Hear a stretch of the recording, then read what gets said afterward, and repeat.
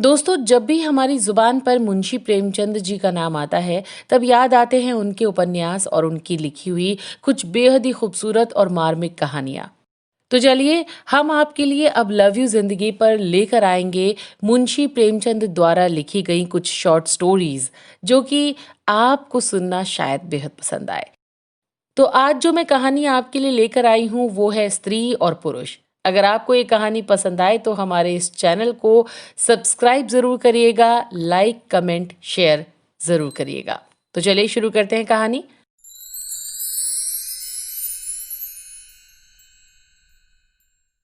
विपिन बाबू के लिए स्त्री ही संसार की सुंदर वस्तु थी।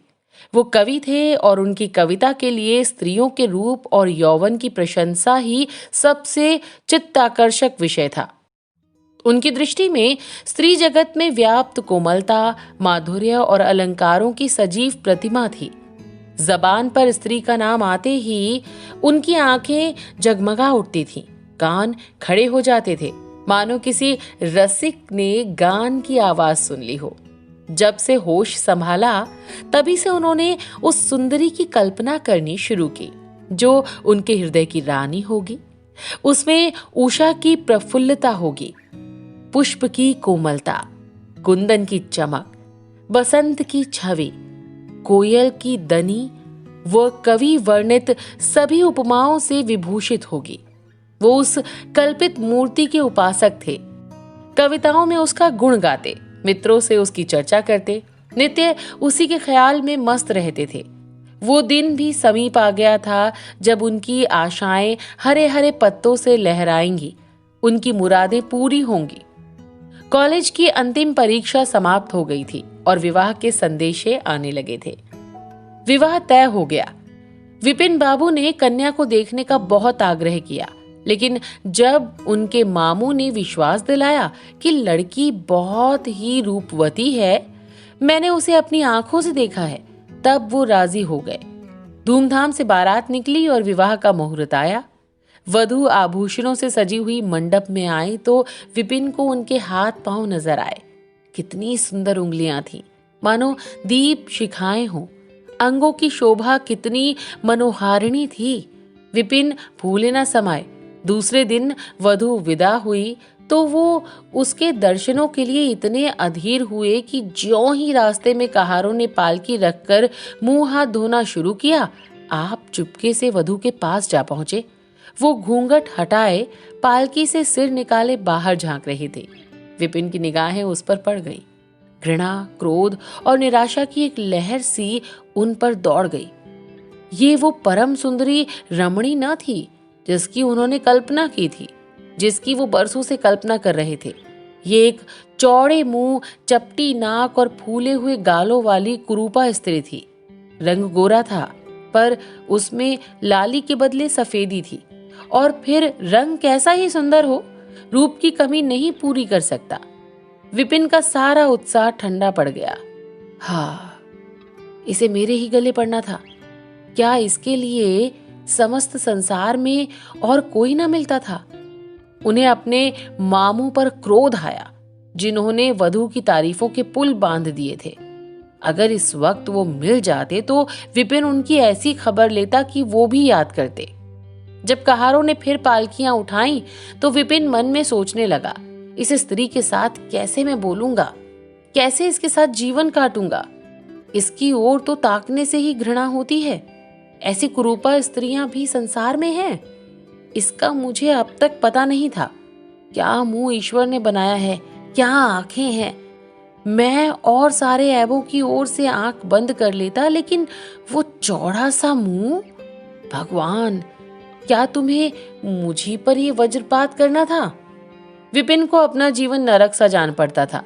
वो अपने मामू से लड़ा, ससुर को लंबा खर्रा लिखकर फटकारा, माँ बाप से हुज्जत की, और जब इससे शांति न हुई तो कहीं भाग जाने की बात सोचने लगा। आशा पर उसे दया अवश्य आती थी। वो अपने को समझाता कि इसमें उस बेचारी का क्या दोष है, उसने जबरदस्ती तो मुझसे विवाह किया नहीं। लेकिन ये दया और ये विचार उस घृणा को न जीत सकता था जो आशा को देखते ही उसके रोम रोम में व्याप्त हो जाती थी।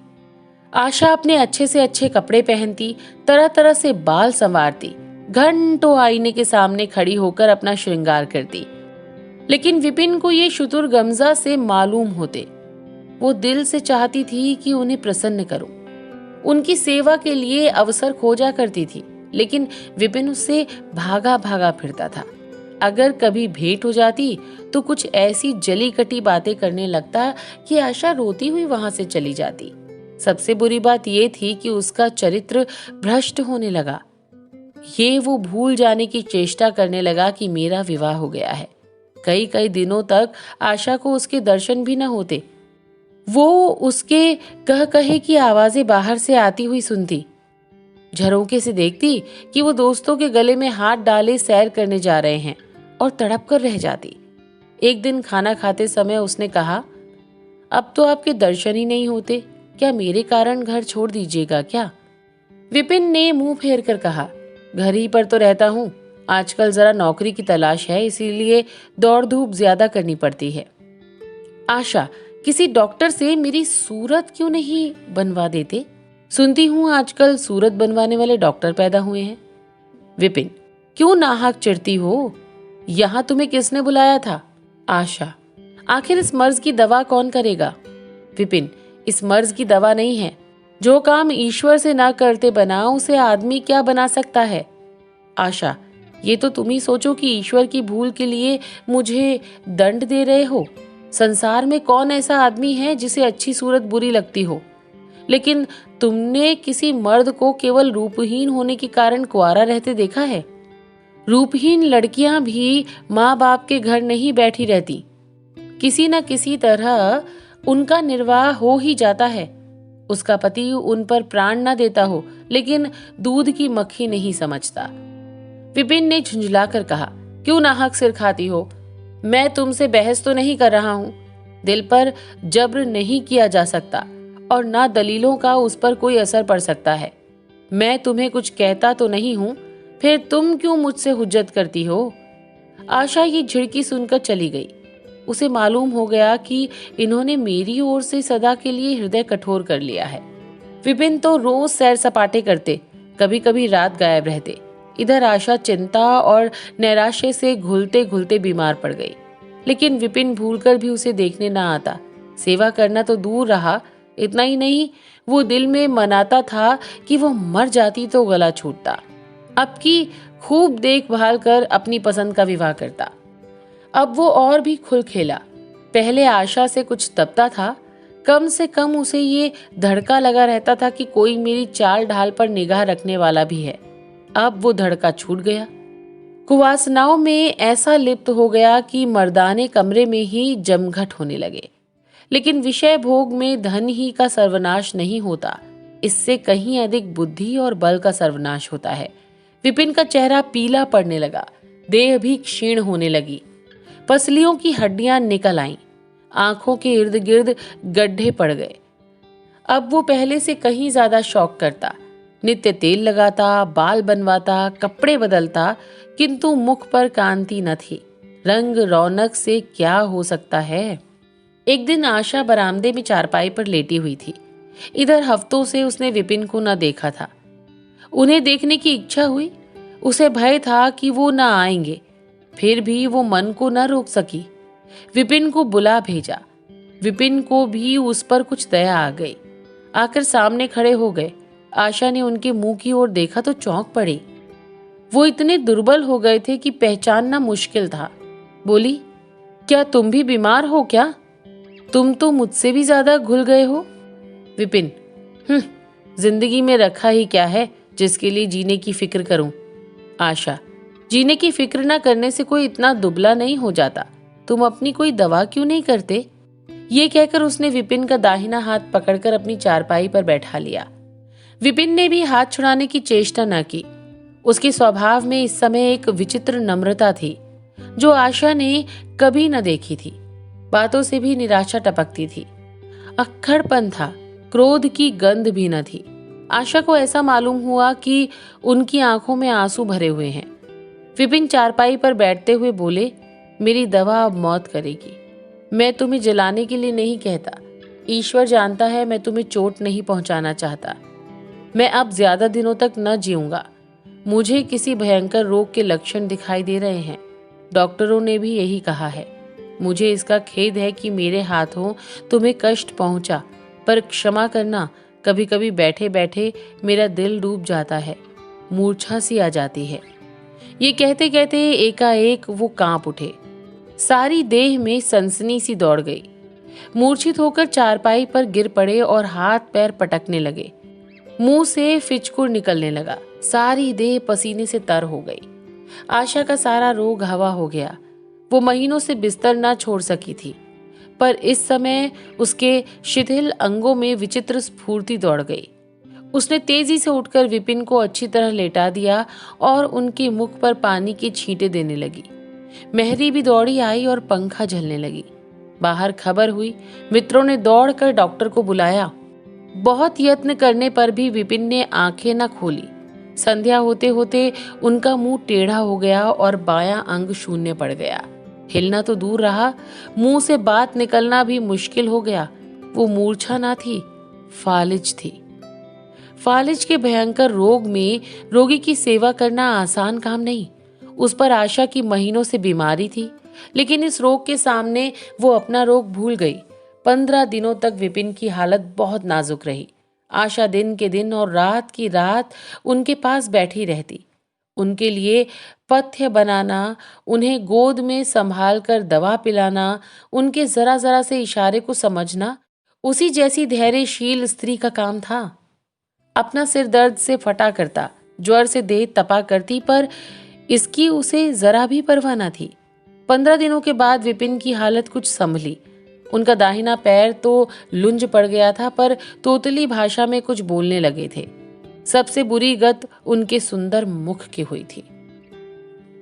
वो इतना टेढ़ा हो गया था कि जैसे कोई रबर के खिलौने को खींचकर बढ़ा दे। बैटरी की मदद से कुछ देर के लिए बैठ या खड़े तो हो जाते थे, लेकिन चलने फिरने की ताकत नहीं थी। एक दिन लेटे लेटे उन्हें क्या जाने क्या ख्याल आया।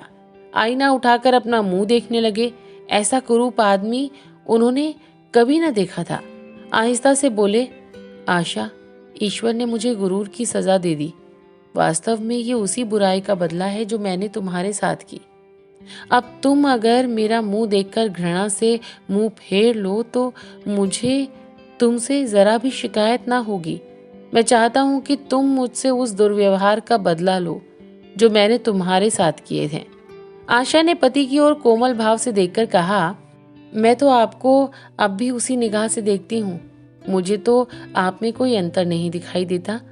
विपिन, वाह, बंदर का सा मुंह हो गया है। तुम कहती हो अंतर ही नहीं। मैं तो अब कभी ना निकलूंगा बाहर। ईश्वर ने मुझे सचमुच दंड दिया। बहुत यत्न किए गए, पर विपिन का मुंह न सीधा हुआ। मुख का बायां भाग इतना टेढ़ा हो गया था कि चेहरा देखकर डर मालूम होता था। हाँ, पैरों में इतनी शक्ति आ गई थी कि अब वो चलने फिरने लगे थे। आशा ने पति की बीमारी में देवी की मनौती की थी। आज उसी पूजा का उत्सव था। मोहल्ले की स्त्रियां बनाव श्रृंगार किए जमा थीं। गाना बजाना हो रहा था। एक सहेली ने पूछा, क्यों आशा, अब तो तुम्हें उनका मुंह जरा भी अच्छा न लगता होगा? आशा ने गंभीर होकर कहा, मुझे तो पहले से कहीं अच्छा मालूम होता है। चलो, बातें बनाती हो? नहीं बहन, सच कहती हूँ, रूप के बदले मुझे उनकी आत्मा मिल गई, जो रूप से कहीं बढ़कर है। विपिन कमरे में बैठे हुए थे। कई मित्र जमा थे। ताश हो रहा था। कमरे में एक खिड़की थी जो आंगन में खुलती थी। इस वक्त वो बंद थी। एक मित्र ने चुपके से उसे खोल दिया और शीशे से झांक कर विपिन से कहा, आज तो तुम्हारे यहाँ परियों का अच्छा जमघट है। विपिन, बंद कर दो। अजी, जरा देखो तो कैसी कैसी सूरतें हैं। तुम्हें इन सबों में कौन सबसे अच्छी मालूम होती है? विपिन ने उड़ती हुई नजरों से देख कर कहा, मुझे तो वही सबसे अच्छी मालूम होती है जो थाल में फूल रख रही है। वाह री आपकी निगाह, क्या सूरत के साथ तुम्हारी निगाह भी बिगड़ गई? मुझे तो ये सबसे बदसूरत मालूम होती है। इसीलिए क्योंकि तुम उसकी सूरत देखते हो और मैं उसकी आत्मा देखता हूँ। अच्छा, यही मिसेस विपिन है।